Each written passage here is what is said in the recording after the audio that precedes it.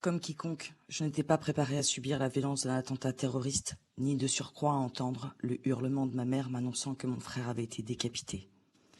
Il y a eu cet état de peine et de tristesse innommable. Comment pourrais-je les nommer, n'ayant jamais ressenti une telle douleur auparavant? Il y a eu cet état de choc post-traumatique, altérant toute capacité de penser et d'agir. La sidération passée, il ne me reste plus que la douleur et des questions. Ces questions pourtant légitimes ont obtenu jusqu'à présent pour seule réponse: il ne faut pas se tromper d'ennemi. Cette phrase, on a eu de cesse de me l'adresser sans conviction ni vertu, pour m'astreindre à regarder l'ennemi commun en tant que mal unique. Combattre ceux qui commettent de tels crimes est une évidence. Néanmoins, le partage de responsabilités invoqué judiciairement m'empêcherait-il de souligner que l'inaction des hommes dits de bien pourrait être mise en cause? Les méchants qui endossent le rôle des méchants, cela reste cohérent. Mais les gentils qui oublient d'endosser celui de gentil, comment les nomme-t-on? Mon frère, Samuel Paty, n'a-t-il pas rempli sa part du contrat social pour que l'État ne lui ait pas assuré sa protection? La défense de certains prévenus mis en examen se base sur l'absence de réaction des services de protection. Cela est censé démontrer qu'ils ne sont en rien coupables. Si avant les faits je n'ai pas été défini comme une menace, pourquoi le serais-je après? Dans le cas de l'assassinat de mon frère, l'absurdité de cette situation est illustrée par la volonté en amont de ne pas faire de vagues, générant une minoration des menaces qui pesaient contre mon frère et une absence de protection.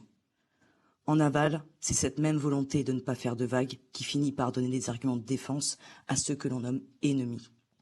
Ceux qui ont fait campagne contre mon frère avant son assassinat seront jugés pour association de malfaiteurs terroristes criminels. Le PNAT, Parquet national antiterroriste, a choisi cette qualification en la justifiant ainsi.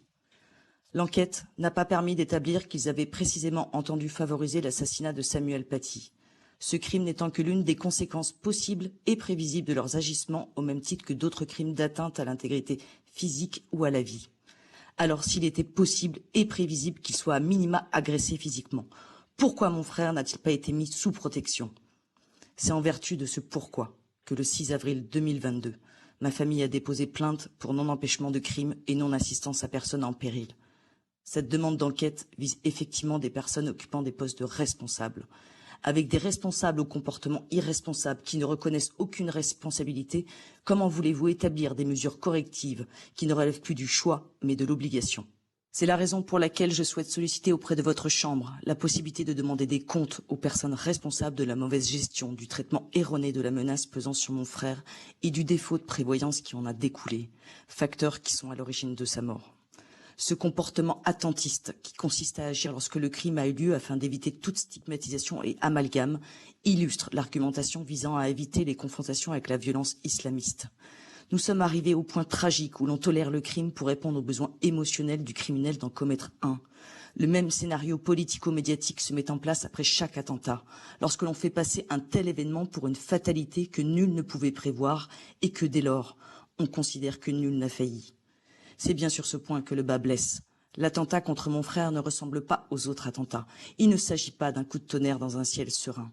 À défaut de connaître l'agresseur, le lieu ou le moment où il agirait, il me semble évident qu'il fallait protéger la cible, désignée publiquement sur le fondement d'informations connues de tous, le 9 octobre 2020. La descente aux enfers de Samuel aura duré 11 jours, et nul ne pouvait l'ignorer. Les responsables ne pouvaient se méprendre sur la gravité et la constance du péril, ni sur l'imminence de son agression. Bien qu'avertis, ils se sont pourtant abstenus d'agir ou ont agi d'une manière totalement inefficace eu égard à leurs connaissances, moyens et capacités. Il faudra bien un jour établir toute la vérité sur cette histoire pour éviter effectivement toute récidive. L'État ne peut pas bafouer la valeur sociale ou morale de la loi qui est censée s'appliquer à tous. L'État ne peut s'affranchir du principe de responsabilité qui est la base du droit civil en se créant une immunité de fait. C'est pourquoi, messieurs les présidents, je viens ici vous demander l'ouverture d'une enquête parlementaire afin d'établir les failles de ce drame et de tenter d'en colmater les brèches. Messieurs les présidents, ainsi que l'ensemble des sénateurs, vous qui avez condamné à l'unanimité l'assassinat de Samuel Paty, délaissant votre traditionnel clivage, j'espère que vous agirez aujourd'hui dans le même esprit d'unité. Comme j'ai eu l'occasion de le dire à la Sorbonne le 15 octobre dernier, on ne met pas un oui mais après le mot décapitation. En France, on met un point.